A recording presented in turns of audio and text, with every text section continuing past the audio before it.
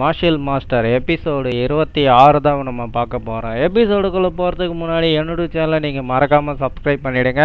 நீங்கள் பார்த்து கொண்டு இருப்பது எவ்ரிதிங் யூ அனிமே, நான் உங்கள் துரை. எபிசோடு ஸ்டார்டிங்கில் அந்த பிரசிடென்ட் தான் பேசுவார். ஈக்குவான்ஷி, நீ இந்த பிளட் லைன் ஷைனை விட்டே போயிடு, இதுக்கப்புறம் நீ இந்த பிளட் லைன் ஷைனுக்குள்ளே வரக்கூடாதுன்னு சொல்கிறப்போ, மாஸ்டர் எனக்கு ஒரே ஒரு வாய்ப்பு கொடுங்க, ஏன் என்ன இப்போ நீங்கள் வெளியேற்றுறீங்க அப்படின்னு சொல்லிட்டு கேட்குறப்போ, நீ ஒழுங்கு மரியாதையாக நீ வெளியே போயிடு, நீ பண்ண தப்பை மறைக்கிறதுக்காக தேவையில்லாமல் மற்றவங்க மேலே பழிய போடுற, அதனால் இந்த பிளட் லைன் ஷைனுடைய மதிப்பே கெடுறதுக்கான வாய்ப்பு இருக்குது, நீ ஒழுங்கு மரியாதையாக வெளியே போயிடு அப்படின்னு சொல்கிறப்போ, அதுக்கு எனக்கு இன்னொரு வாய்ப்பு கொடுங்க அப்படின்னு சொல்லிட்டு அவர் கேட்பாரு. கேட்குறப்போ, நான் உன்னை கொல்லாமல் விடுறதே என்னுடைய பெருந்தன்மையாக நீ நினச்சிக்கோ, நீ இதுக்கப்புறம் பிளட் லைன் ஷைனுக்குள்ளே வரக்கூடாது அப்படின்னு சொல்லிட்டு அவர் 2 பேர் சொல்லிட்டு தூக்கி போக சொல்கிறாரு. தூக்கி போனதுக்கப்புறம் அங்கே போய் இருக்க லேடி கிட்ட பேசுவார்.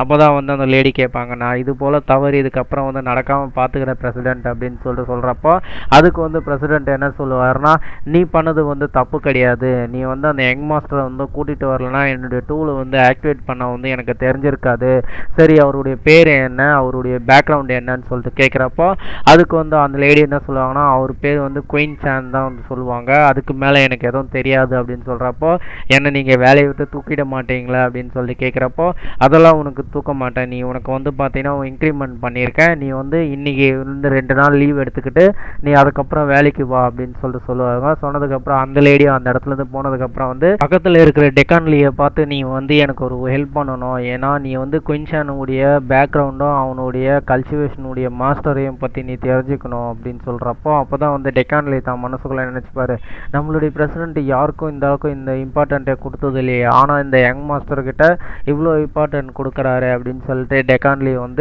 பிரசிடென்ட் கிட்ட கேட்பார். பிரசிடென்ட், அந்த யங் மாஸ்டர் கிட்ட அப்படி என்ன இருக்கு அப்படின்னு சொல்லிட்டு கேட்குறப்போ, பிரசிடென்ட் தான் சொல்லுவார், நீ இந்த மிஷினை பாரு, இந்த மிஷினில் 6 விதிமுறைகள் இருக்குது, 18 ஸ்டெப்ஸ் லெவலும் இருக்குது, இதில் 18 லெவலையும் நீ ஒரு லெவலை ஆக்டிவேட் பண்ணிகிட்டே இருக்கும்போது இதனுடைய கலர் மாறிக்கிட்டே வரும், ஆனால் இங்கே பாரு எத்தனை லெவல் இருக்குது, இது 18 லெவலையும் ஹை லெவல் பிளட் லைனை இது ஃபைன் பண்ணும் அப்படின்னு சொல்கிறப்போ, அப்போ இந்த இடத்துல எத்தனை லெவல் இருக்குது பாருன்னு சொல்கிறப்போ 18 லெவலும் ஆக்டிவேட்டில் இருக்குது அப்படின்னு சொல்லிட்டு அந்த டெக்கான்லி சொல்லுவார். சொன்னதுக்கப்புறம் பிரசிடென்ட் தான் சொல்லுவார், நான் இது போல் ஜீனியஸை நான் பார்த்ததே இல்லை அப்படின்னு சொல்லிடுறப்போ, நம்ம ஹீரோ தான் காட்டுவாங்க, அவன் அந்த காரிடாரில் நடந்து போயிட்டு இருப்பான் அவனுடைய வீட்டுடைய ஃப்ரண்ட் கேட்டில்.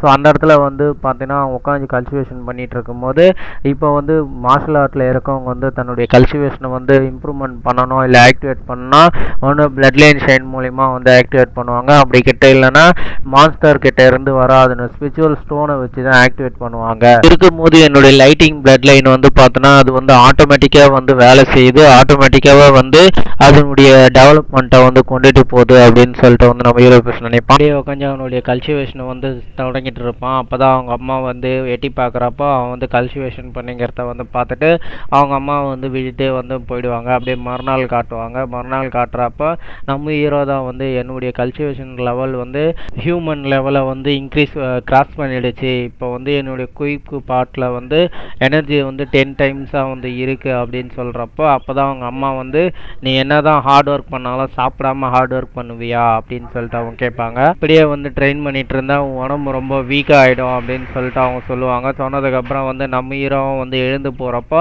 நாளைக்கு அகாடமியோட ஃபைனல் எக்ஸாமு, அந்த எக்ஸாமில் நான் என்ன தான் ஹியூமன் லெவலில் லெவல் கடைசியில் இருந்தாலும் நான் பார்த்தேன்னா அங்கே ரொம்ப கேலி பொருளாக மாறுவேன் அப்படின்னு சொல்லிட்டு தன்னுடைய பவர் எல்லாத்தையும் ஒன்று சேர்த்து ஒரு பிளாஸ்ட் அடிக்கிறான். பிளாஸ்ட் அடிக்கும் போது அந்த பிளாஸ்ட்டு பட்டு அந்த இடம் ஃபுல்லாகவே இருக்க பாறைகள்லாம் தூளாக ஆகுது. அப்போ தான் பார்த்தீங்கன்னா நம்ம ஹீரோ சொல்லுவான், நாளைக்கு எக்ஸாமை பற்றி நான் கவலையே பட தேவையில்ல அப்படின்னு சொல்லிட்டு சொல்லுவான். சொன்னதுக்கப்புறம் அந்த ஜாவோ ஃபிங்கை தான் காட்டுவாங்க. ஜாவோ ஃபிங் என்ன சொல்லுவான்னா, எதிர் இருக்க ஆள்கிட்ட நாளைக்கு ஃபைனல் எக்ஸாமு நம்மளுடைய வேலைகள் எல்லாம் ஆரம்பிச்சிருச்சா அப்படின்னு சொல்லி கேட்பாங்க. இதோடு இந்த எபிசோடை முடிக்கிறாங்க. என்னுடைய எக்ஸ்பிளேஷன் பிடிச்சிருந்தா மறக்காமல் லைக் பண்ணி கொஞ்சம் சப்ஸ்கிரைப் பண்ணுங்கள். Lots of love guys. Thank you to வாட்சிங்.